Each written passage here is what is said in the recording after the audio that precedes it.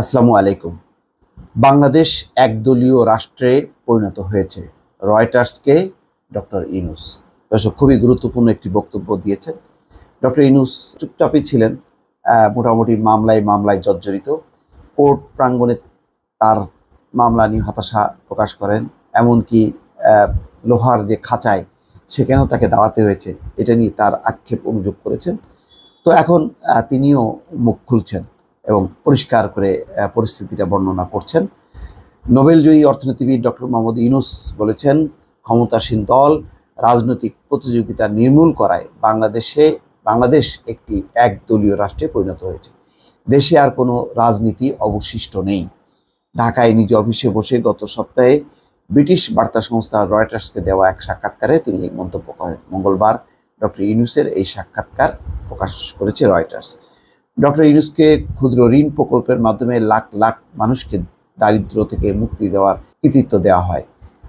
2007 সালে নিজের রাজনৈতিক দল প্রতিষ্ঠার পরিকল্পনা প্রকাশের পর ক্ষমতাসীন আওয়ামী লীগ সরকারের তোপের মুখে পড়েন তিনি। গত জানুয়ারিতে অনুষ্ঠিত জাতীয় সংসদ নির্বাচনে প্রধানমন্ত্রী শেখ হাসিনা টানা চতুর্থ মেয়াদে জয়ী হন, কিন্তু দেশের প্রধান বিরোধী দল নির্বাচন বয়কট করে। দলটির শীর্ষ নেতারা নির্বাচনের আগে থেকেই কারাবন্দী বা নির্বাসনে আছেন। ক্ষমতাসীন দল ব্যাপক দুর্নীতিতে জড়িত অভিযোগ করে ডক্টর ইউনূস বলেন, বাংলাদেশে প্রকৃত রাজনৈতিক বিরোধীদের ঘাটতি রয়েছে। এখানে কেবল একটি দলই সক্রিয়, তারাই সবকিছু দখল করেছে, তারা সবকিছু করছে, তাদের পথেই নির্বাচন করছে। ডক্টর ইউনূস বলেন, তারা নিজেদের লোকদের বিভিন্ন রূপে নির্বাচিত করেছে, উপযুক্ত প্রার্থী, ডামি প্রার্থী এবং স্বতন্ত্র প্রার্থী হিসাবে। আর সবাই একই দলের, অর্থাৎ ওই যে ইগল মার্কা, ট্রাক মার্কা, নৌকা মার্কা, এই তিন মার্কা নিয়ে যে নির্বাচন, আমি ডামি নির্বাচন হিসেবে যেটা পরিচিত বা একটা হাস্যকর একটা মডেলে যে নির্বাচনটি হয়েছে 2024-এর 7 জানুয়ারি, সেই প্রসঙ্গে তিনি বলছেন যে সব এক দলের, বিভিন্ন রূপে তারা নির্বাচন করেছে, কিন্তু মূলত তারা এক দলের। তবে ডক্টর ইউনূসের এই মন্তব্যের সঙ্গে একমত নন আইনমন্ত্রী আনিসুল হক। তিনি বলেন, শুধু আমি নই, দেশের জনগণও তার মতের সঙ্গে দ্বিমত পোষণ করবে। ডক্টর ইউনূসের এমন মন্তব্য দেশের জনগণের জন্য অপমানজনক বলে মন্তব্য করেছেন আইনমন্ত্রী। তার দাবি, দেশে গণতন্ত্র পুরোপুরি সচল রয়েছে।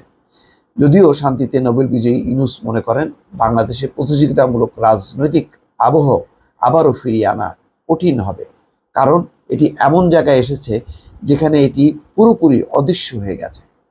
খুবই গুরুত্বপূর্ণ বক্তব্য দিয়েছে। অনেক মানুষই মনে করে যে দেশে আর গণতন্ত্র, ভোটাধিকার আর ফিরে আসবে না। এটি কার্যত আসলে মৃত্যু হয়েছে।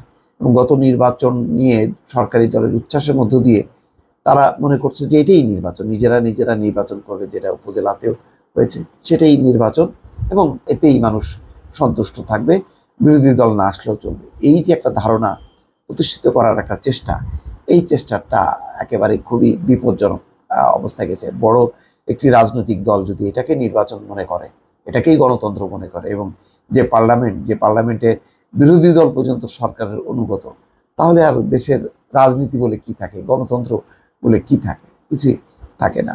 হয়তো আইনমন্ত্রী বলতে চাইবেন না, সরকারের অবস্থান কি সাপোর্ট করবেন, কিন্তু ডক্টর ইউনূস যেটা বলেছেন সেটা শুধু ইউনূসের বক্তব্য নাকি এটা সাধারণ মানুষ যা মনে করে সেই বক্তব্য? দর্শক ভালো থাকবেন, আল্লাহ হাফেজ।